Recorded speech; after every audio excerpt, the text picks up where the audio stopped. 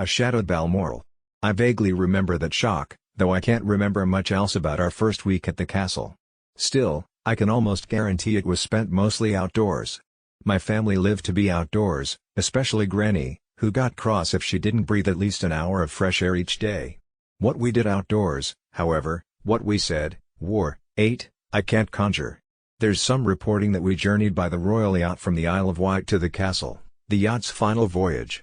Sounds lovely. What I do retain, in crisp detail, is the physical setting. The dense woods. The deer-nibbled hill. The river de-snaking down through the highlands. Loch Nagar soaring overhead, eternally snow-spattered. Landscape, geography, architecture, that's how my memory rolls. Dates? Sorry, I'll need to look them up. Dialogue? I'll try my best, but make no verbatim claims, especially when it comes to the 90s. But ask me about any space I've occupied: castle, cockpit, classroom, stateroom, bedroom, palace, garden, pub, and I'll recreate it down to the carpet tacks. Why should my memory organize experience like this? Is it genetics? Trauma? Some Frankenstein-esque combination of the two? Is it my inner soldier, assessing every space as potential battlefield? Is it my innate homebody nature, rebelling against a forced nomadic existence? Is it some base apprehension that the world is essentially a maze, and you should never be caught in a maze without a map? Whatever the cause, my memory is my memory. It does what it does, gathers and curates as it sees fit, and there's just as much truth in what I remember and how I remember it as there is in so-called objective facts. Things like chronology and cause and effect are often just fables we tell ourselves about the past. The past is never dead. It's not even past. When I discovered that quotation not long ago on brainyquote.com, I was thunderstruck. I thought, who the fook is Faulkner? And how's he related to us Windsors? And so, Balmoral.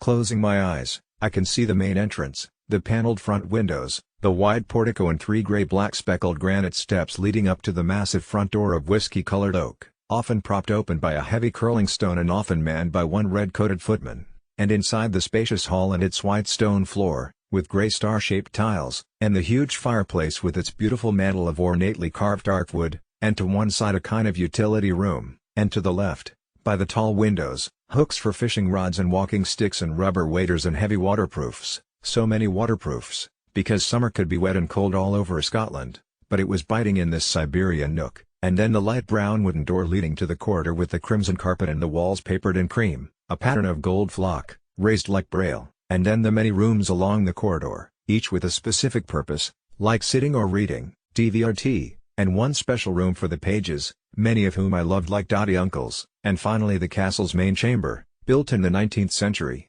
nearly on top of the site of another castle dating to the 14th century, within a few generations of another Prince Harry, who got himself exiled, then came back and annihilated everything and everyone in sight. My distant kin. My kindred spirit, some would claim. If nothing else, my namesake. Born September 15, 1984, I was christened Henry Charles Albert David of Wales, but from day one everyone called me Harry. In the heart of this main chamber was the grand staircase. Sweeping, dramatic, seldom used.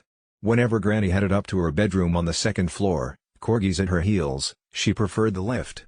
The corgis preferred it too. Near Granny's lift, through a pair of crimson saloon doors and along a green tartan floor, was a smallish staircase with a heavy iron banister. It led up to the second floor, where stood a statue of Queen Victoria. I always bowed to her as I passed. "Your Majesty." Willie did too. We'd been told to, but I'd have done it anyway. I found the grandmama of Europe hugely compelling, and not just because Granny loved her, nor because Pa once wanted to name me after her husband. Mummy blocked him. Victoria knew great love, soaring happiness, but her life was essentially tragic.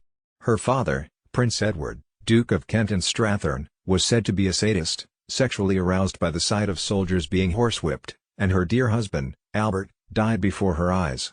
Also, during her long, lonely reign, she was shot at 8 times, on 8 separate occasions, by 7 different subjects. Not one bullet hit the mark.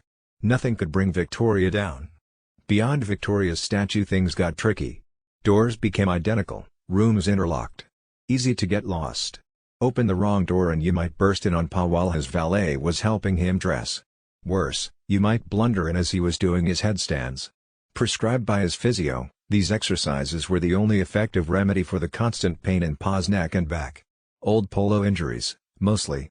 He performed them daily, in just a pair of boxers, propped against a door or hanging from a bar like a skilled acrobat. If you set one little finger on the knob you'd hear him begging from the other side, "No. No. Don't open. Please God don't open." Balmoral had 50 bedrooms, one of which had been divided for me and Willie. Adults called it the nursery. Willie had the larger half, with a double bed, a good-sized basin, a cupboard with mirrored doors, a beautiful window looking down on the courtyard, the fountain, the bronze statue of a roe deer buck.